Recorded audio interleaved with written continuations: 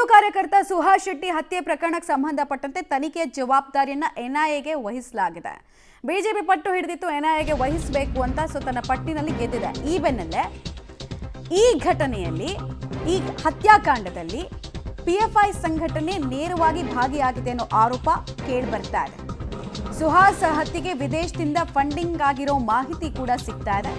In fact ಈ ವಿಚಾರಗಳನ್ನೆಲ್ಲ ಆರೋಪ ಮಾಡ್ತಾ ಇರೋದು ಹಿಂದೂ ಮುಖಂಡ ಶರಣ್ ಪಂಪೆಲ್.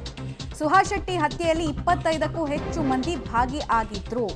ಆಮೇಲೆ ನಿಷೇಧಿತ ಪಿಎಫ್ಐ ರಹಸ್ಯವಾಗಿ ಚಟುವಟಿಕೆನ ಇಲ್ಲಿ ನಡೆಸ್ತಾ ಇದೆ. ಈ ಎಲ್ಲ ಆರೋಪಗಳು ಇದೆ ಫಸ್ಟ್ ಅಲ್ಲ, ಶರಣ್ ಪಂಪೆಲ್ ಹೇಳ್ತಾ ಇರೋದಲ್ಲ, ಅಲ್ಲಿ ಗೊತ್ತಿರುವಂತಹ ವಿಚಾರಗಳೇ. ಕೆಲ ವಿಚಾರಗಳು ವಿದೇಶದಿಂದ ಫಂಡಿಂಗ್ ಆಗೋದು, ಮತ್ತೆ ಎಕ್ಸಿಕ್ಯೂಷನ್ ರಿವೆಂಜ್ ಮರ್ಡರ್ಗಳಲ್ಲಿ ತುಂಬ ಕಾರ್ಗಳನ್ನು ಉಪಯೋಗಿಸೋದು, ಅದನ್ನೆಲ್ಲ ಅವರು ವಿವರಿಸಿದ್ದಾರೆ. ಪ್ರವೀಣ್ ನೆಟ್ಟಾರ್ ಹತ್ಯೆಯಾದಂಥ ಸಂದರ್ಭದಲ್ಲಿ ಇದರ ಹಿಂದೆ PFIಯ ಕೈವಾಡ ಇದೆ ಎಂಬ ಕಾರಣಕ್ಕೋಸ್ಕರ ಪ್ರವೀಣ್ ನೆಟ್ಟಾರ್ ಕೇಸನ್ನು ರಾಷ್ಟ್ರೀಯ ತನಿಖಾ ದಳದ ಮುಖಾಂತರ ತನಿಖೆ ನಡೆಸಿದರು. ಆ ತನಿಖೆ ನಂತರ ಇಡೀ ದೇಶದಲ್ಲಿ ಪಾಪ್ಯುಲರ್ ಫ್ರಂಟ್ ಆಫ್ ಇಂಡಿಯಾಕ್ಕೆ ಕೇಂದ್ರ ಸರ್ಕಾರ ಬ್ಯಾನ್ ಮಾಡಿತು.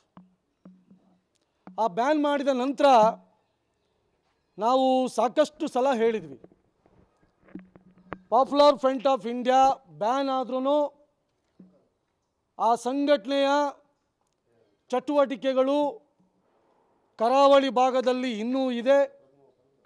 ಅಷ್ಟು ಮಾತ್ರ ಅಲ್ಲ, ಬೇರೆ ಬೇರೆ ಹಿಂದೂ ಸಂಘಟನೆಗಳನ್ನು ಗುರಿಯಾಗಿಸಿಟ್ಟುಕೊಂಡು ಹಿಂದೂ ಸಂಘಟನೆಯ ಕಾರ್ಯಕರ್ತರನ್ನು ಹತ್ಯೆ ಮಾಡಲು ಸಂಚು ರೂಪಿಸ್ತಾ ಇದೆ ಎಂಬುದನ್ನು ಭಾಳಷ್ಟು ಸಲ ನಾವು ಹೇಳಿದ್ವಿ.